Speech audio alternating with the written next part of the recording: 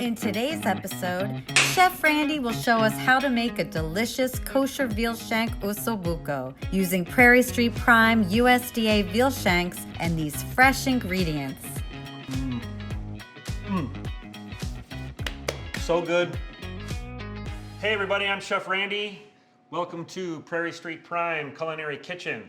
Prairie Street Prime is your premium kosher meat experience. So today we're gonna do a cool dish. We're gonna do a kosher veal shank osso bucco. So look at these things. They're kind of a crazy looking piece of meat, but what a shank is actually the forearm, and it's got the bone down the center of it, and it's got all this meat around this bone. So the bone has bone marrow. What's bone marrow? Bone marrow is this kind of fat, luxurious stuff on the inside that adds a ton of flavor to our broth. You can see there's little bits of, there's a little bit of connective tissue here. There's some marbling in there. And why is that important when we're doing a braise? The connective tissue, when it breaks down slowly, it will turn into gelatin. What is gelatin in a stock? Gelatin's that very it's kind of unctuous, it's sticky, it's wonderful. It makes things just fabulous when you braise, and it gives a lot of depth and complexity to our sauce. So what we're gonna do traditionally is we would sear this in a Dutch oven. We would put our aromatics and our broth in there, and then we would put it in the oven. We are gonna use an Instapot today. And why would we wanna do that? Because I might wanna make this on a weeknight, and I can do this in an hour and 15 minutes as opposed to 4 hours in the oven. So it's a cool way to cook, it's quick, it's convenient, it's a one pot way of cooking, and let's get started. So I'm gonna take a little bit of salt, kosher salt and pepper, let it rain, okay? Some of this crunchy pepper, and then I'm going to flip these over. All right, this bone runs right down the center of these. And this is gonna just fall apart when we cook this. A little bit of salt, a little bit of pepper. So this is literally the front leg, as you can see, and the legs taper. So there's different cuts. As the leg tapers down, the bone gets a little wider, okay? And this is just, these are different cuts. So there's gonna be different diameters of this when you get this at home. So we're gonna set this up. We're gonna hit the saute button. And what we're gonna do in here is we're gonna saute these. We wanna caramelize these, all right? When we caramelize, we're not just searing and sealing in, we're developing flavor. So when we caramelize, we're actually doing more flavor guarantee to our dish than anything, all right? So we've got a little bit of avocado oil. And it looks like we're hot. So these are gonna go in. That's the sound we're looking for. Nice sear. And grab this guy by the bone. Kind of nestle these in here. This is gonna fall apart and be so tender, so I'm not too concerned about how I get this inside the pan, but I do wanna make sure I get all the pieces of meat just touching the surface area so that they can start to caramelize.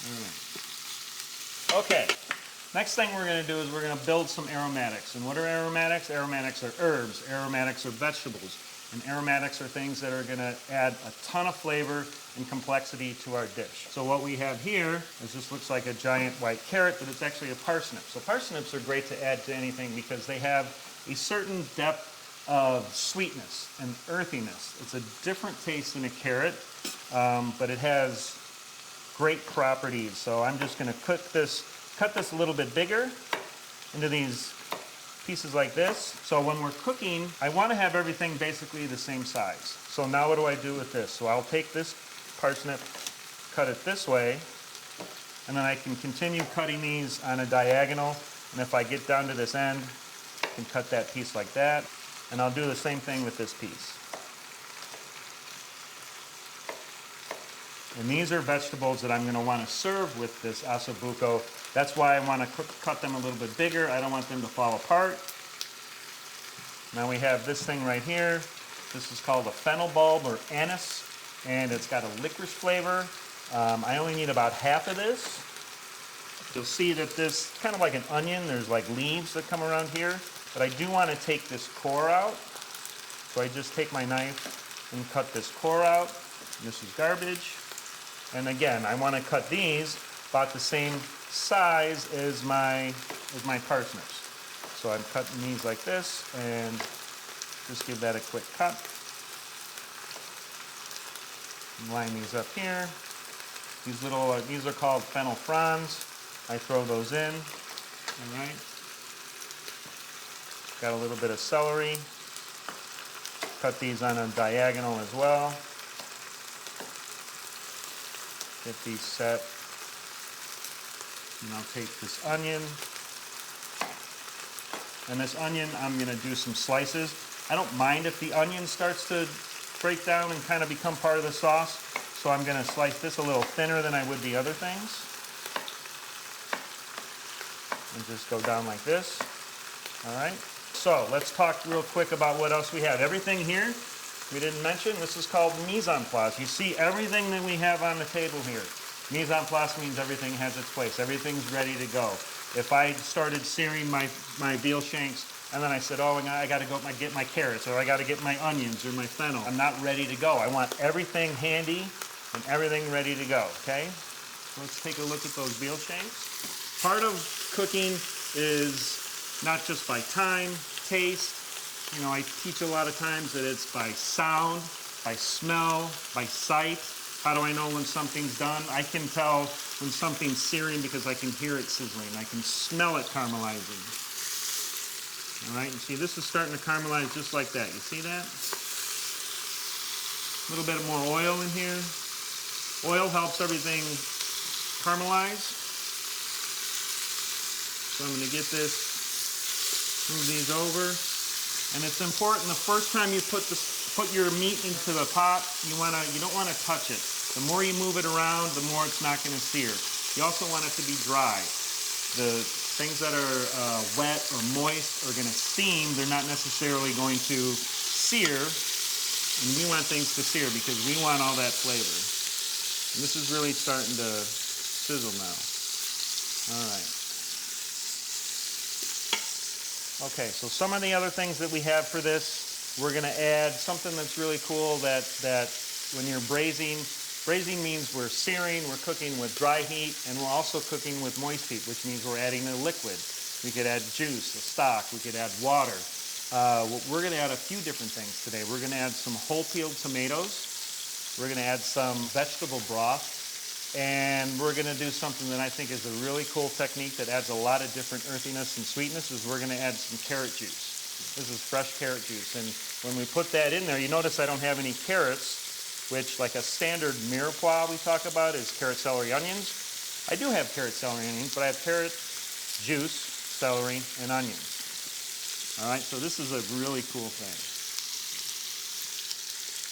All right, I'm going to flip these over.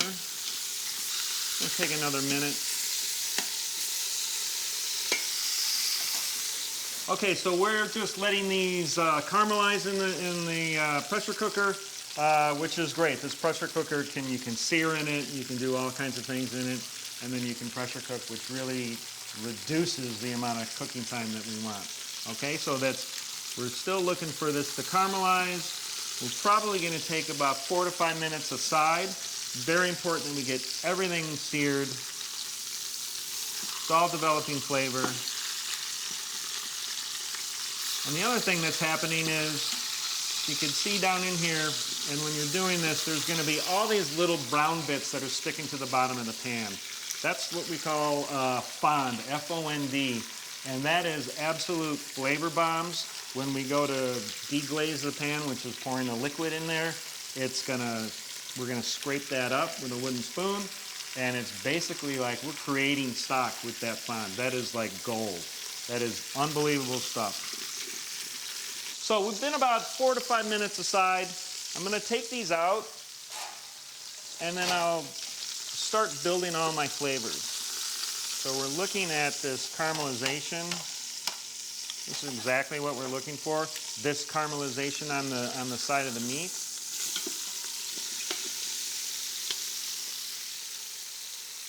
Don't worry about how this is coming apart a little bit. All these little muscles are going to separate, and they're going to be tender, and we're going to be able to serve a bunch of people with this, and it's going to be awesome. I'm just looking forward to this. All right. So now we have all our vegetables. And we have this wonderful fond we were talking about in the bottom of the pan there. All those little brown bits, they're not burned, they're brown. And that's gonna build a ton of flavor. All right, we're going in with our onions. Then our celery. And our fennel. And if you don't cook with fennel a lot, you really should. It's got that sweet anise flavor, along with the parsnips. All right. I'm going to start to stir this up a little bit. And what's going to happen too is the liquid and moisture from the vegetables is going to start to help deglaze this pan, which will help pulling up the fond from the bottom of the pan. Okay, in goes our garlic. That's almost a whole head of garlic. Leave the cloves whole. Those go in. All right.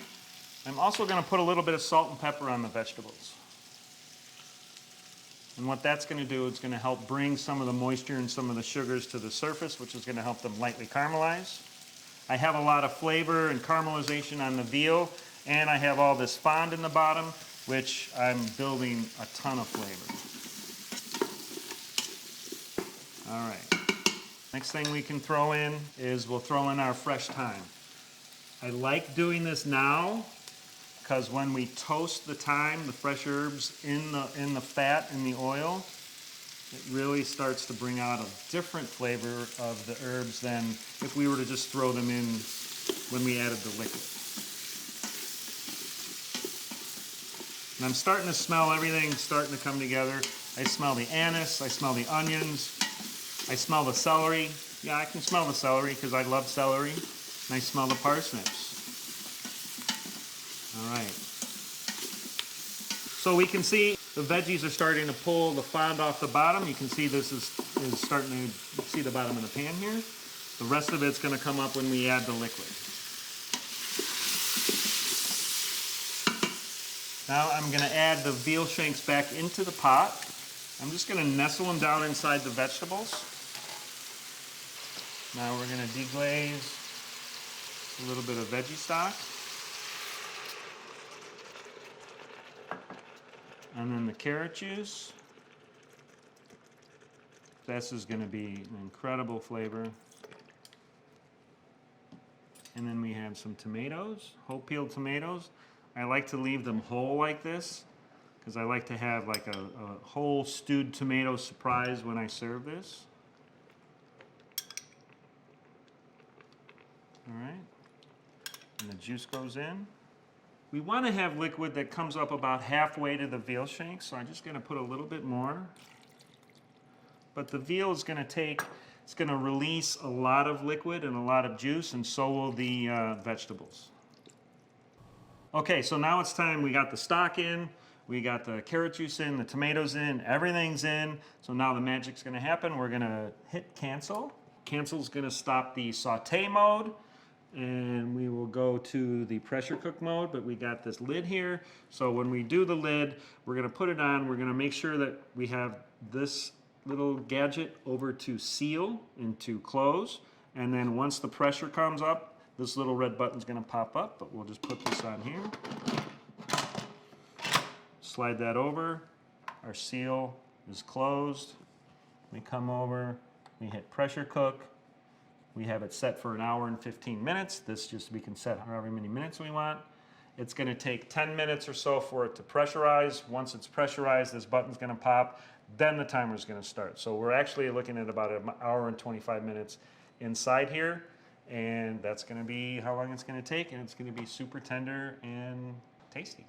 All right, so we're getting ready to plate our osso bucco. So it's been about 1 hour and a half with the 15 minutes of steam release. It's a natural release. After the 1 hour and 15 minutes that we set, we like to do a natural release, which we feel is better. But I am looking at this, the red button is up a little bit. There might be a little bit of residual steam, so I've got a towel and a spoon, and I'm just gonna pop that over. Got a little bit of steam coming out. You definitely wanna cover this Use a utensil, do not use your fingers. If this was really pressurized, it'd be 5 times the amount of steam. So we want to let this go until the little red button drops. If the red button doesn't go all the way down, it will not let us open it, so it's a safety feature. But what's happening right now, not only are we releasing the steam, but I'm really starting to get my palate really excited because now it's releasing the aromas of everything going on that we worked so hard for. That little click was the red button that dropped. Now we're able to turn the lid and see how we did.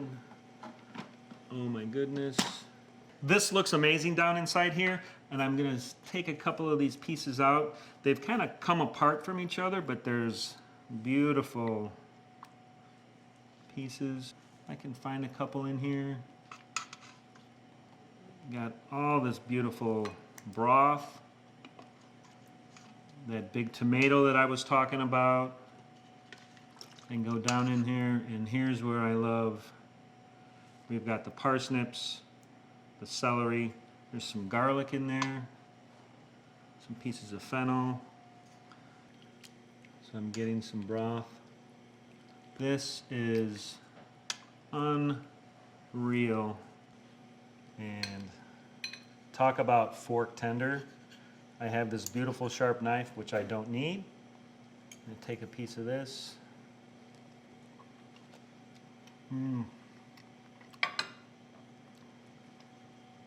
I almost don't need teeth, but it still has a little bit of texture. It is so tender. Parsnips, super hot. So Coming good. up next on the Prairie Street Prime Culinary Kitchen channel, you'll learn how to make delicious kosher Thai-inspired beef short ribs using our Prairie Street Prime USDA Prime beef short ribs and these fresh ingredients. So I don't want to overcrowd the pan. I want to make sure that I get a nice even sear on all these sides. You'll be cooking like a pro in no time.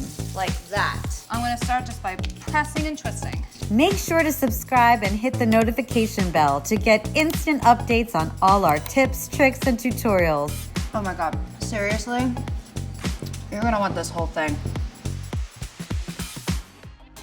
This was Prairie Street Prime, Veal Shank Osso Bucco. Prairie Street Prime is your premium kosher meat experience. Please subscribe, like, hit that notification bell, and we will see you soon.